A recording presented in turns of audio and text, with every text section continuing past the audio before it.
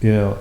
So there was 3,000 different techniques and 12 variations of them. And so I learned quite a bit of the different techniques in Hapkido, and later in Aikido. We actually didn't go through a lot of techniques. We spent more time mastering the techniques, fewer techniques, the levels that I went to. But anyway, the point is, you have this person and their energy in motion, right? They're moving in a direction and they're off balance. So what happens is you are balanced, and there's two types of balance. There's just a physical balance where you are aligned. So your center, which is 2 inches below your belly button, and this is a big concept with Eastern religions and philosophy, that your center physically is your center of gravity, but it's also, in these people's minds, the center of your ki, your energy, which they draw these, like in this book you'll see a bubble around that person's center, and so there's all these illustrations of your center. This is one by Tom Bearden, who was a black belt. I don't know what degree, Dan, he had in Aikido as well, and he gave me that book, I think, when I visited him.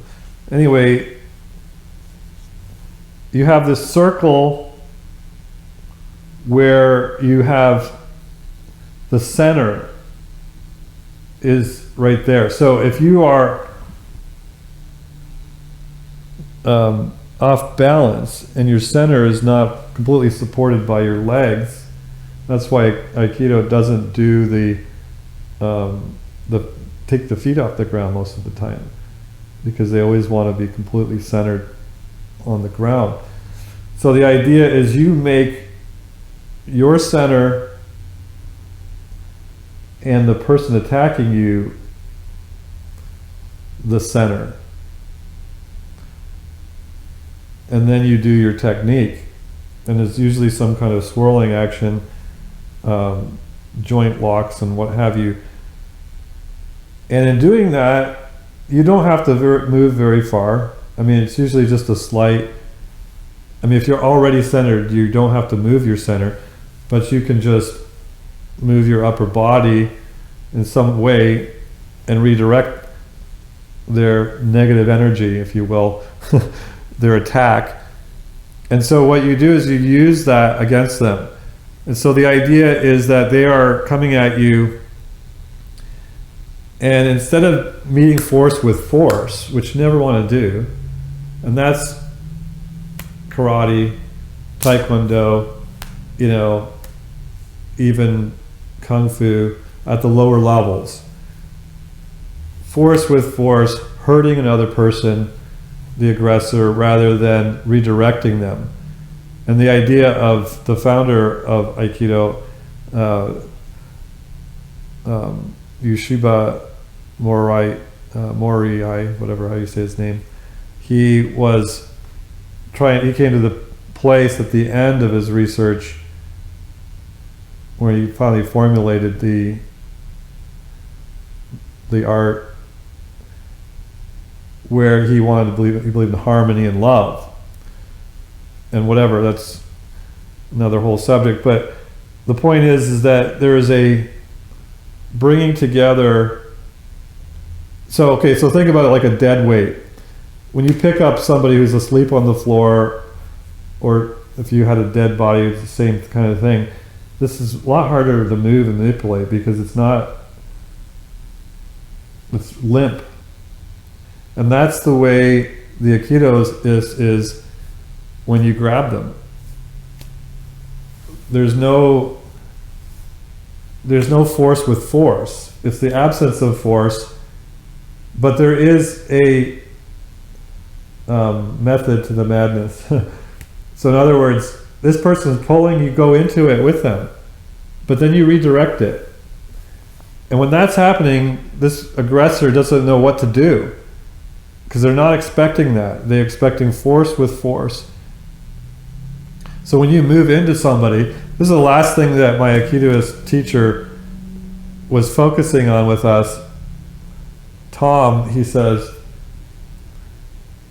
just moving in slightly, it was just so weird. Just moving in slightly throws the person's punch completely off. And he proved it to us. Because you're perceiving that person and then they readjust, and then you just kind of lose, when you see the person just move slightly into you, it completely throws you off. Well, I think what he was really trying to do is teach us this whole intent thing, but he wasn't saying it because he didn't want to turn us off from that philosophy, I guess.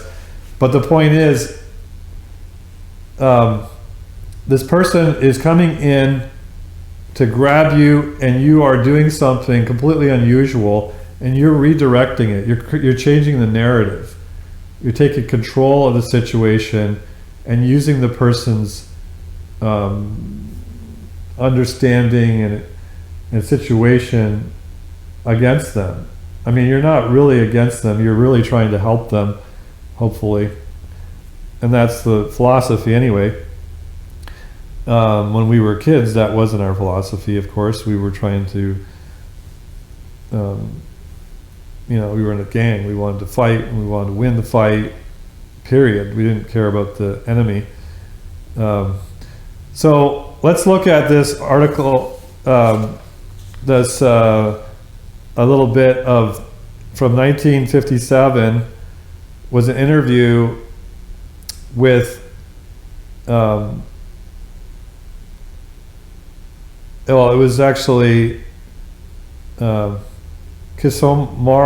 Moryu Yushiba, who's the son of the founder of Aikido, Morihei Yushiba. And I'm not saying it right, but forgive me. Anyway, in 1957, this was said. So, true Budo means to win over yourself and eliminate the fighting heart of the enemy. And then, that's what it was, a quote. So really, that's I guess the summary of what they were trying to do. So in other words, discipline yourself, and you'll see some further details here in a minute. So aside from Aikido, you must have tremendous physical strength. And the sensei, the founder, says, not really. And then his son says, of course he possesses strength, but it should be described as the power of ki rather than physical strength.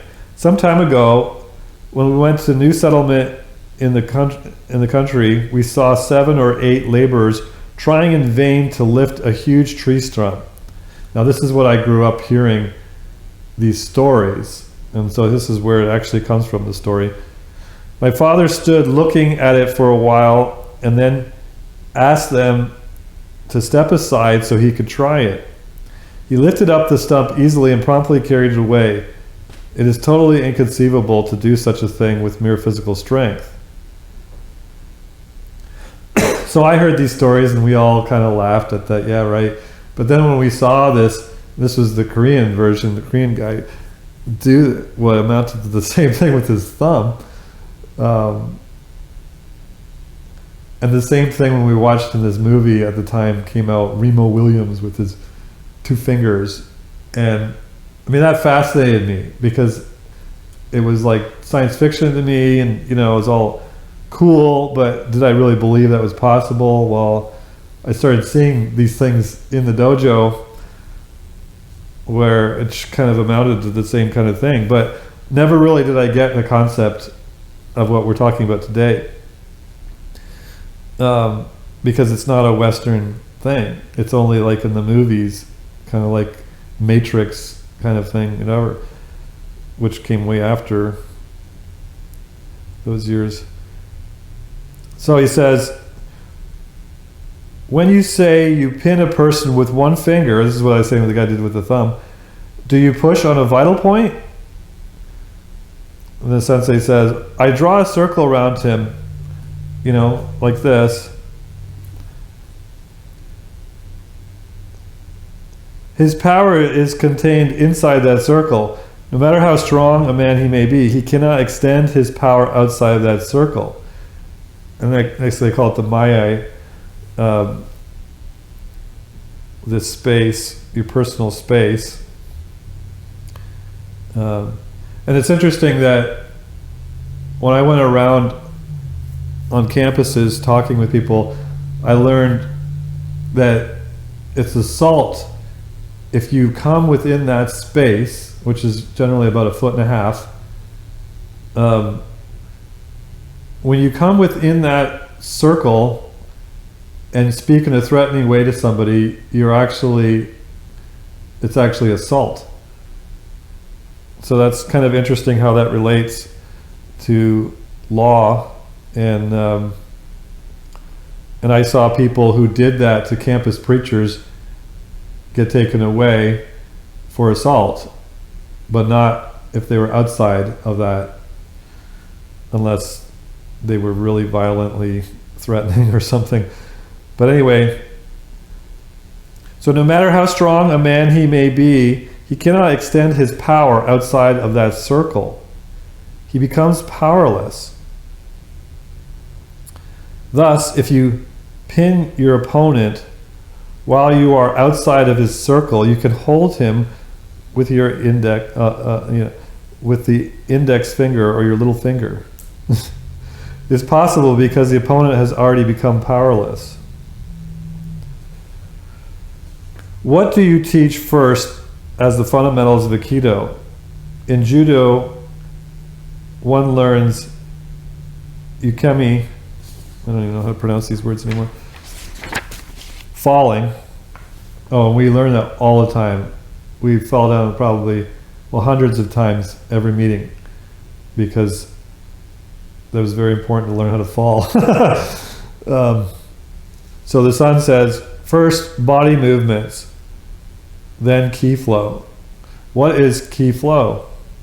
The sun says, in Aikido, we constantly train to control our partner's ki freely through the movement of our own ki by drawing the partner into our own movement. Next, we practice how to turn our bodies. You move not only your body but your arms and legs together. Then the whole body becomes unified and moves smoothly. So all these exercises, you're like, as a Westerner, thinking, what's the point of this? I just want to learn the technique. But you don't get the real purpose of what these guys are doing. And, unless you're in Japan or Korea learning these things. So you practice body movements, and it says all these words here, I don't need to repeat, but then begin to practice the practice of techniques. What types of techniques do you teach first? The sun says, a technique to throw an opponent in many different directions. This is done in the same manner as the sword technique. Of course, we use bokken. And I'm going to show a video link of my son in the Aikido class some years ago. And you can see some bokkens on the wall. And actually mine, I believe, was the top one in the video. So it's like a wooden sword, but it's just one piece. There isn't any kind of grip or anything on it. So it's about this long, and you do all these practices with it as if it's a real sword before you pick up a real sword. And I think that sword that's on the wall in the picture might have been my sword, or the one that I had given to Tom No, it was later I gave to him. I think he had it up in that class as well. Anyway, as I said before, in Aikido, even the enemy becomes a part of your movement. I can move the enemy freely at will. So even like the weakest person in the world, I was going to say woman, but that might sound sexist, but I will say that women choose Aikido because they don't have to be strong physically to do whatever it takes. But the weakest person in the world, and I should say too that the police forces use Aikido more and more now because it doesn't result in damages to the aggressor, which saves them from lawsuits and all that. So you can perfectly subdue somebody without hurting them, and that's why they use it. Anyway, the weakest person in the world, practically speaking, I mean, unless they're like, if they're a normal weak person, and the strongest person aggressively attacks them, that person could put them on the ground very easily while they are intent to, attack them. And it sounds crazy, but this is what we're talking about. It flows naturally that when you practice with whatever means you have available, like a staff or a wooden sword, it becomes as much a part of you as your arm or a leg. And this is where we get into this whole extension of your ki, the extension of your willpower beyond your physical body into something else.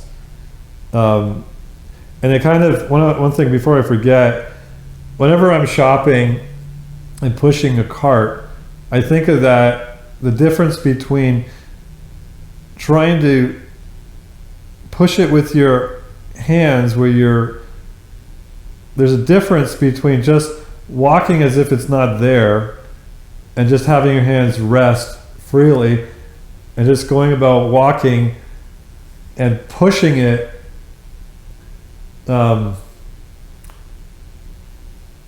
where you're using more muscles than you need. That's the very least of this concept.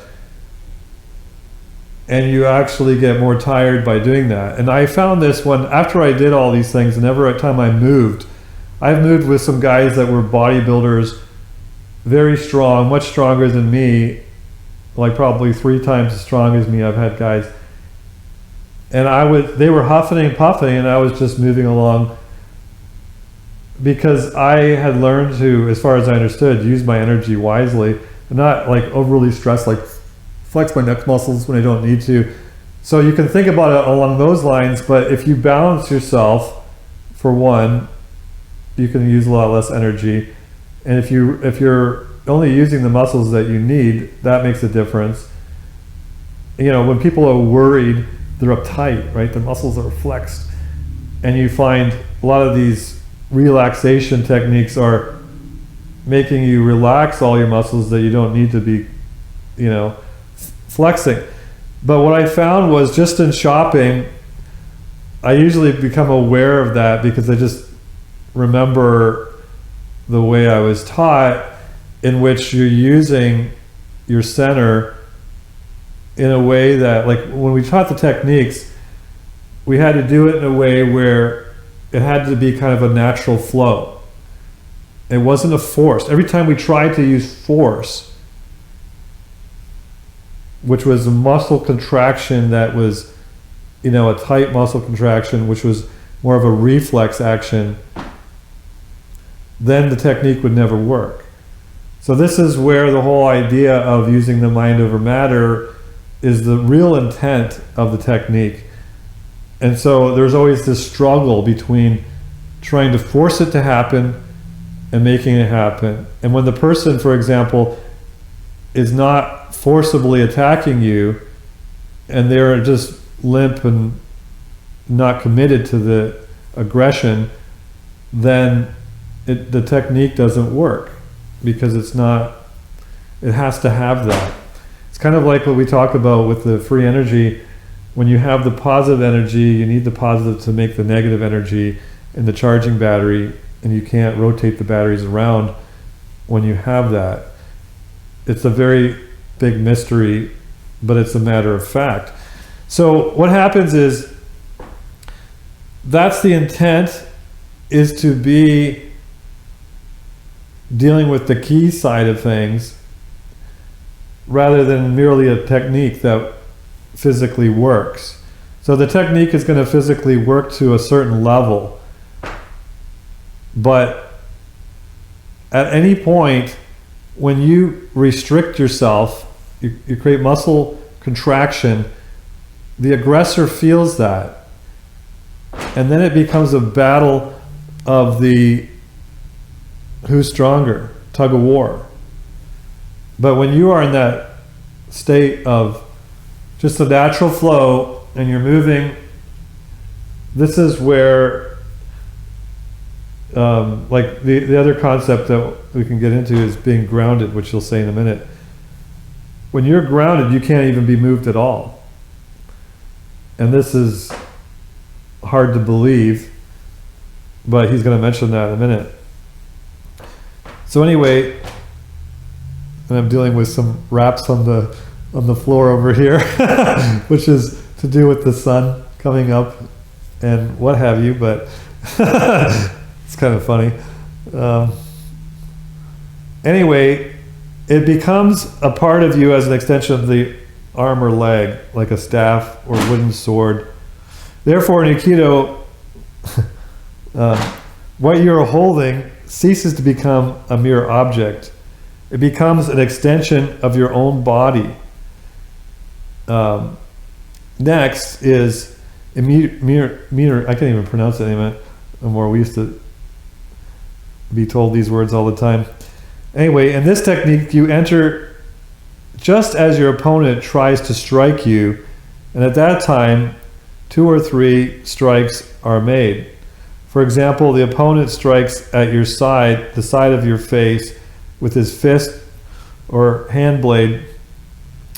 Using your opponent's power, you will open your body to the left rear as you lead the opponent's right hand with your 2 extended hands, continuing the direction of his movement. Then holding your opponent's hand, you move it in a circular motion around his head. Then he falls with his hand wrapped around his head. This too is the flow of ki. There are very sophisticated theories about this point, as we're talking about. The opponent is left totally powerless, or rather the opponent's power is led in the direction you want to take him. So the more power the opponent has, the easier it is for you. On the other hand, if you clash with your opponent's power, like Taekwondo, Karate, Kendo, you never hope to win against a very strong person. And that's where we see the difference between Jean-Claude Van Damme with that more approach in his younger years, and Steven Seagal, where it doesn't matter how old you are in the end. And then the sensei, I'm just quoting different sections here. Also, in Aikido, you never go against the attacker's power. When he attacks you, striking or cutting with a sword, there is essentially one line or one point. All you need to do is avoid this. Move out of the way. Next, we do the following techniques. Seated, then joint techniques, pinning techniques, and so on. So that is part of the article that you can read. I'll have a link posted from the founder of Aikido. And so I went and I asked my sensei, Tom, in Post Falls, Idaho. He still teaches. And it was Pushente, I think, Aikido. And we wore black. Our whole gi and everything was black. Unlike most Aikido, you'll see white. Anyway, I asked him, what books I could study some of this stuff, and this is one of the books he recommended. And again, this one was Tom Bearden's book that he taught on that subject. And I talked to Bearden about that sometimes. This one is very detailed from 1970 though, and I've already talked about the whole idea. It's an art of self-defense, entirely reflexive.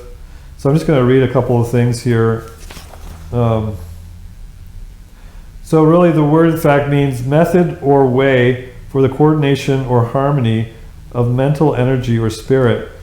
So in essence, it's coming down to what we're teaching here today is that it's utilizing the psychic force, really, of trying to deal with it in a certain way.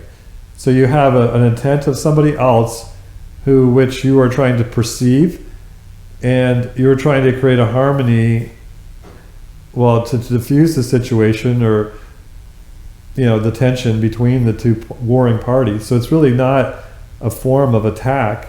It's a form of purely trying to diffuse the negative situation. And it's a harmony, though, of ki. So that could be on the physical side, and the intentional side, like the motivation side as well. But ultimately, it's about the energies becoming one. So in other words, if you can intuit the thoughts of the other person, as well as kind of mix your ki with theirs, which is, again, getting into kind of some really dangerous territory in this whole philosophy, then the idea is that you can completely control it. So when you get into the negative side of this phenomena, people can manipulate other people. They can control other people's bodies by controlling the thoughts in their head and their feelings. So they can control various things. This, I believe, is a matter of fact for me, as I understand my research, which we'll get into in a minute, can be done. And it's quite scary when you think about the power. So it's very important, on the other hand, to maintain always self-control. Never give up your will to another person in this way. And don't allow yourself to be hypnotized or what have you. And so that will be the application of what we're talking about. But the idea is that, so you'll see a couple of comments here I'm going to make. So against an unprovoked attack, it's defensive. Applied, let's see. So anybody who has a certain degree of mastery of the art will leave no serious injury in their wake of the attacker. The center of gravity, the point of the concentration of energy. It's the inner energy, and various words used to describe that. So it's an emphasis on circularity, spherical, or you can think of what do you call it? Vortex. All that we look at in energy dynamics and see the advantage of is used in Aikido. So then, just jumping around here, I've got some points underlined that I'll mention here.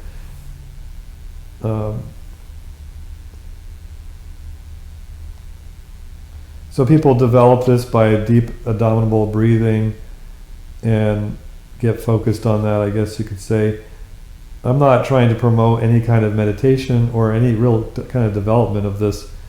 This is something I'm going to have to spend a lot more time before I teach on that subject, and I caution people not to jump into these things. But I want to merely show that it is a matter of fact that these things are actually commonplace, more commonplace than what the Western so-called experts will admit.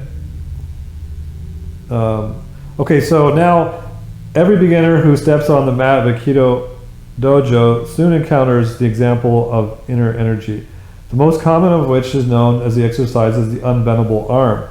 And this is where a lot of the early techniques are really getting into the example of this in a modified form.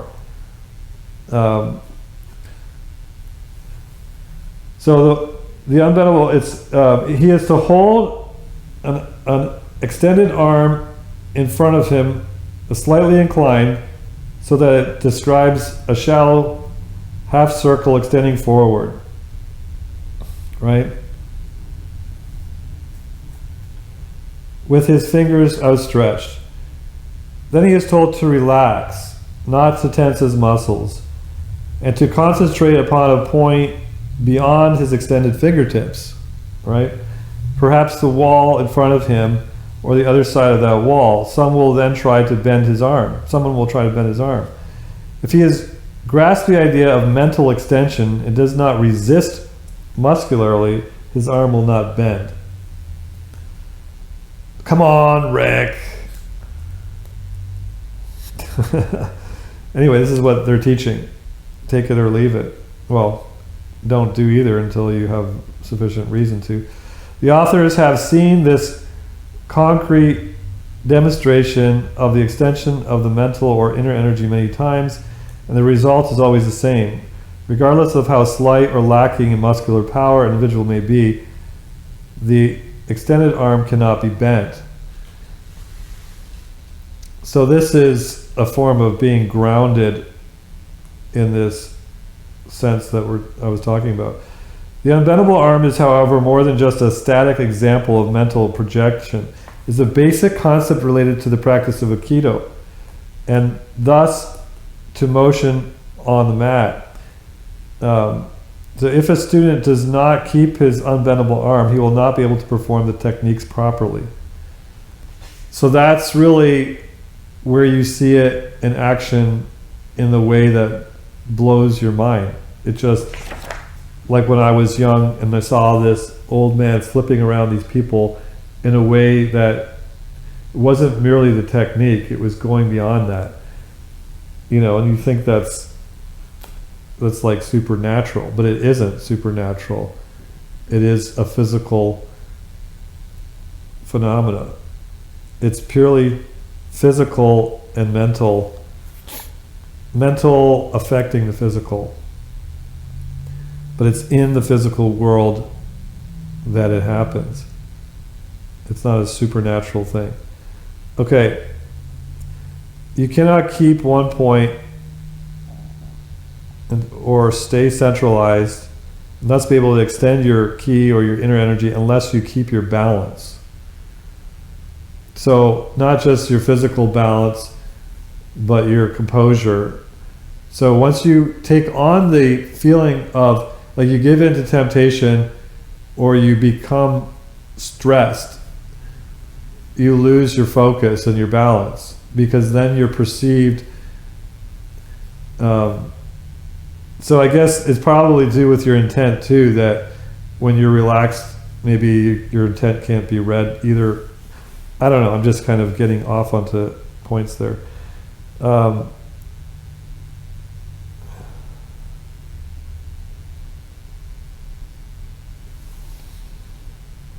So there's a couple of things. I don't want to go too much into this, because I don't really want to recommend Aikido to people either. As a Christian, I'm very cautious about, I don't want to take a stand for and against it at this point. Obviously certain things I take a stand against, but I don't want to react against anything negatively until I clearly have a reason to. But I want to take the grounds personally in this of saying, don't do anything unless you have good reason to get involved, and especially don't surrender yourself to something that is questionable. You know, if you're uncomfortable, you need to go by your conscience, what you feel is right, And I don't judge anybody for taking a stand for or against this, because you have to personally figure this out on your own. But the fact is, these are facts. Whether people assume that they're evil or they shouldn't be done, the fact is, you have to deal with this phenomena because it is part of reality. What you do with it is your choice. Every process of defense will consist of 3 stages: perception, evaluation, decision, and reaction. Evaluation, decision, and reaction. So, of the first stage of perception, the most obvious sensorial level, we may see someone preparing to attack or hear him as he approaches, or feel the actual physical contact of a hold. On a subliminal level, the more difficult to define sensorial level, we may say that we sense something without being conscious of seeing or hearing anything menacing. We nevertheless sense or know that something is wrong. And this is where, when you get into, like I said, the sparring, I realized that, like, I would struggle a lot of times in doing the techniques because I would want to use force, right? Because still that kickboxing teaching in me, and that from earlier years, was about force, right? How strong you were, how fast you were. But on the other side, you always had to let go of that. Let go, use the force, Luke, kind of thing, right? And so, but when I was sparring, it was all dynamic, it was the real, and sparring consisted of merely being the attacker or the defender. It was never both. And the attacker was meant to teach the defender. And that was one of the differences between learning Aikido and other martial arts, is that it wasn't a pride thing. Everybody was there to help everybody advance. And they were never to be competitive. It was not a competition thing at all. So it was totally different. And that's why I took my son there, because I was trying to drive competition from him. You know, because I don't think competition is healthy and proper. We are here on this earth to serve and to bless others and to give. We're not here to lord over others or to be better than others. We're here to bring people up, not to be prideful and look down at them and that we're better. Like the whole grading systems and sports with counting scores is really very destructive to people in many ways. I mean, there's one thing of having a casual game and people are playing and, you know, they need to have some kind of scoring system to finish, you know, and all that. But when it becomes competitive, it's a temptation that we don't need to have in life. And I know most of you, or maybe not, maybe even all of you, will be disagreeing with me on that, but I've thought about that for many, many years as being somebody who is very highly competitive and had to be the best. But now there's only one thing to compete with, and that's yourself. And there's only one audience, and that is God. And you are judged by your own abilities, not by anybody else's. And that's very important. Unfortunately, like I said, the whole school system teaches us to compare ourselves with other people. So in Aikido, that wasn't the case. So I was impressed with that. And so anyway, you're sensing. So yeah, in sparring, what I was getting at was, in sparring, I dived into it. And so I was probably the best sparrer, even though there were people more advanced in me and even black belt, where I could probably beat them in the sparring if I sparred with them, because I had that down, I guess you could say. But I was very conscious of the fact that I could never respond. If I was to physically try and respond to a punch or a kick, it would be too late. And so you would have to either beat the person in that case, which if they're doing it and they're skilled enough, you're not going to be able to do that. So you had to actually feel the intent of it. So I didn't really think about that at the time, but I was conscious of it. Not that I would get into sparring ever again. I'm more passive now than around a bunch of I've been around a bunch of Anabaptists for the last 20 years and debating them on the subjects of pacifism, and I've actually practically become more passive in my beliefs, more trusting in prayer than taking things in my own hands. So in Aikido terminology, relaxation does not mean collapse, weak, or comatose condition, but rather a state of muscular pliability and smooth flexibility which permits an unimpaired reaction in any direction at the first interaction of an aggressive movement. So that's an important point, because if you allow yourself to come into some kind of trance state, then you are in that position of being manipulated, and you never want to be out of self-control.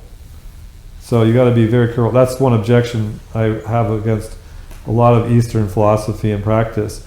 The idea is that I don't want to oversimplify it though by saying this, so realize that when I say this, because it would take a whole video to explain this point, but the idea of letting go of the physical and the mental and becoming one with the universe is a very dangerous thing to do. And that's the exact opposite of what we want to do as Christians. Is we want to be self-controlled, but we don't want to be controlling. We want to be control over our character, and we want to be submissive to truth. We want to be submissive to all truth and be cautious and sober, but not in a state of mindlessness, because then you become easily a victim of other voices, and that's exactly what happens with people. So it's interesting to read that here of being in a state, not the relaxation, not of that type. So I just wanted to give, even though I disagree with a lot of things in Eastern philosophy, I will recognize something of value when I see it. So your own center must become the center of the attacker's action as well. The center is not restricted in Aikido, as we have indicated, to your personal dimension. If a man attacks you, he has lost his own point of independence and balance by the very irrationality of the act, and you must substitute your own center in an attempt to return the situation to normal. Thus he attacks, you evade, he plunges into a vacuum, you lead and guide him back around your own center and neutralize his attack. So in other words, you're always grounded. Aikido begins, in fact, with the fundamental assumption that every human being possesses his ki, this vital force, again, which when concentrated in a single unified stream can be extended and channeled into practically irresistible action of defense, into technique. So,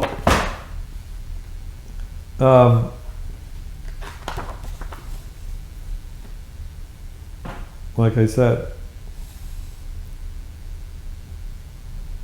So then he says here, so ancient masters of the martial arts, however, who recognized that strong or well-developed ki without an ethical or moral foundation could be unleashed as a force for terrible destruction, were very discriminating when selecting students, since they were well aware of the evil uses to which this tremendous power could be put. So I guess that's the responsibility of the teacher in teaching these things. And no doubt my concern with, like I was saying about this kind of teaching in this book, is the evil use of this mental projection, mental extension, can be used for horrible purposes. But the fact is that it's there. We've got to deal with it, and in a healthy way. So then he goes into this statement, which is where I start to differ.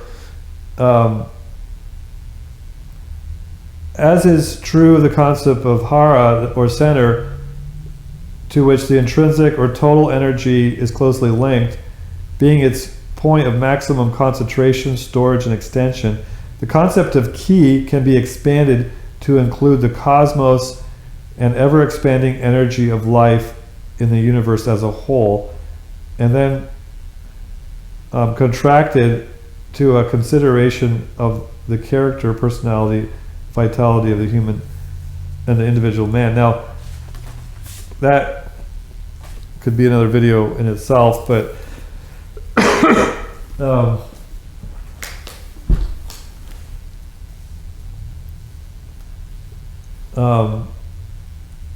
idea of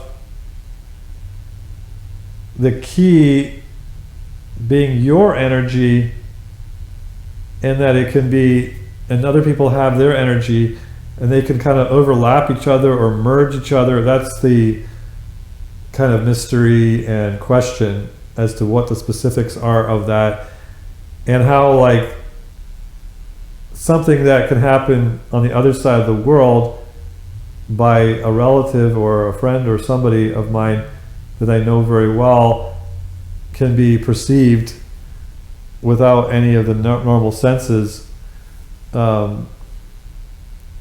being able to communicate that around the world, is showing you that it has nothing to do with, I think it happens more, these actions, in close proximity, and that's probably for various reasons, but it still can happen far away, removed.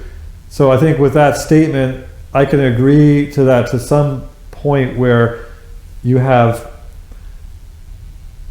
like, the whole entire creation is one in a sense and can be affected, but there's a difference between a person's ki, however you want to call it, and their actual will and their actual consciousness. And these things are mixed together as if they're the same kind of thing, loose, which is bad philosophy. And this is what we find throughout science and theology and philosophy, is mixing separate ideas because they're very similar, and grouping them together as if they're one and the same. This is where Mahan, in his philosophy books, specifically, I don't have it here with me, somewhere else, mental philosophy, which is a good primer to start with, starts off with the very first principles where everybody gets wrong, and they're the basic foundations for science. And he talks about, characterizing, classify the principles of classification, where like phenomena go together and dislike phenomena are separated, and so forth, which I'll get into when I do my book. next year, and enlarge upon that. But it's all in these books. I have these books online, truthinheart.com. You can see them, and Google Books has them as well on their thing. Anyway, the idea of classification, and we're not separating these distinct, can lead to false religions, false philosophies, false science.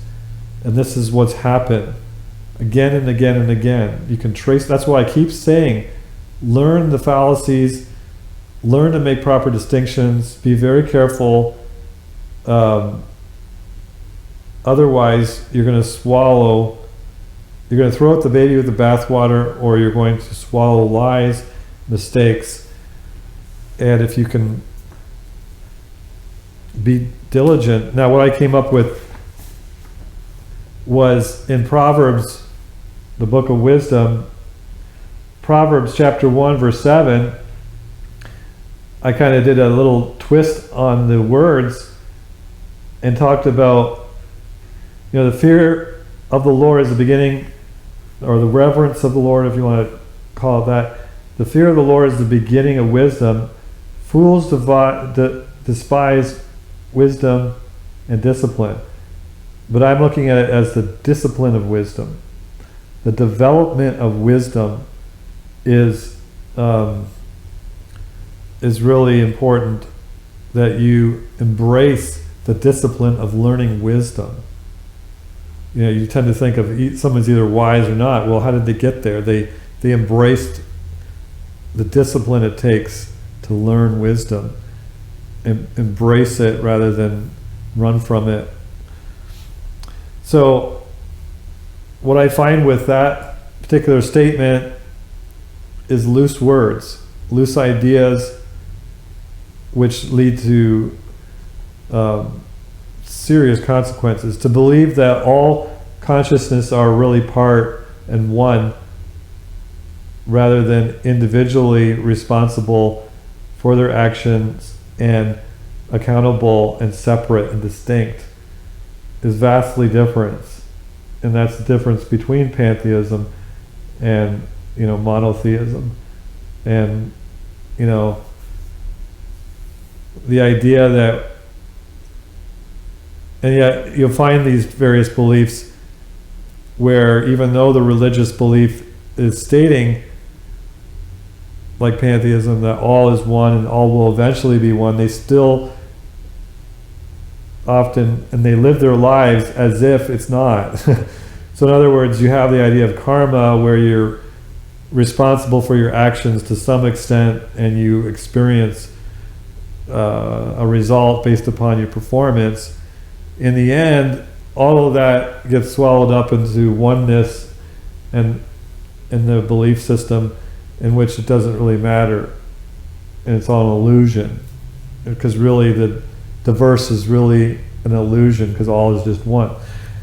Another whole subject, but that's where I want to make the statement as a Christian. I'm not promoting pantheism or confusing these ideas up. Anyway, on to another subject, just in passing. The tree of life, or human degeneracy, its nature and remedy, as based on the elevating principle of orthopy, however you say it, I don't know. Anyway, by Isaac Jennings, 1867, he was another Oberlin, he was the MD, the doctor at Oberlin College. Mahan was the first president. So I'm always interested in these guys at that time period and at that school of Oberlin. And he brings out some of these, not really this subject matter, but I thought I'd just mention it while I could, on the idea of disease, and not really fighting it, disease or the symptoms, but recognizing that, or I shouldn't say the disease, I should say the symptoms, recognizing and flowing with the body in the sense that we were talking with Aikido. And he's the one that invented the placebo pill. And the idea is that people think that they're being healed by this thing, and their body heals themselves. So the power of them having faith that they're going to be healed heals them a lot of the time. And so that is still used today in various studies. And he was the guy who came up with that, but he has a whole, there's a natural path, and promoted all these things that we see now as true. Of course, he was also a vegetarian, which I don't, agree with, but I can respect it, but I don't agree with it. But he deals with disease in a different way and was very successful. They had the lowest fatalities, and they were on the Western Front. Ohio was on the Western Front in the 1830s, and they were living in pretty harsh conditions, and yet they were the healthiest of all the schools in Oberlin because they adopted these things. I like the Graham diet too. They had a phase of that. It was interesting. But so getting back to kind of my casual experiences, hearing one of the things that I didn't mention, I forgot to mention, was I remember my mother telling us a long time ago that she was, I don't know when I heard the stories, but they were able to lift people up with no, like two people lifting people under their armpits with no force. I just asked her the other day to see if I remembered correctly, and she retold me the story that that yes, indeed, when they were younger and they didn't know any of these things, they were just kind of fun things that they did, and they lifted them up with no effort, with like two people. She said something that put their hand or arms over their head or something, but then they lifted them up, and they didn't require any effort like you would normally do to lift somebody up. So I asked her about that, and she's like, yeah, I mean, I'm not commenting about that if that's right or wrong or whatever, but these are the kinds of stories that you hear or you experience in different ways, and you're just like, well, that's weird, and then some of the magic tricks and stuff, which are usually just illusions, and they're not like that, but once in a while you see these real things. And there's a lot of Christians that are attacking these magicians because they're saying they're demonic. And this is where we're going to get into this. Is this phenomena completely fake? The Humbug Theory? Is it witchcraft and demonic? Is it by the assistance of other spirits? Or is there an actual force that is mundane, or that could be part of regular science, that is a physical phenomena that's repeatable to some extent it's under certain conditions? It would be like magnetism being, you can do some things in the presence of a magnet that you can't outside of the presence of a magnet. So it's kind of like that, where it's more situational in some respect. So now I'm quoting from Mahan's book, and I'll just go over this quickly and stop where I need to stop. This is obviously going to be many different videos that I'm going to break up into sections, because I don't know if I'm going to upload however long this is already. So, manner in which mysterious events are commonly treated. I could quote many things, but I'm going to start with this. Whenever mysterious events appear, and when inferences unfriendly to truth are drawn from them, the friends of truth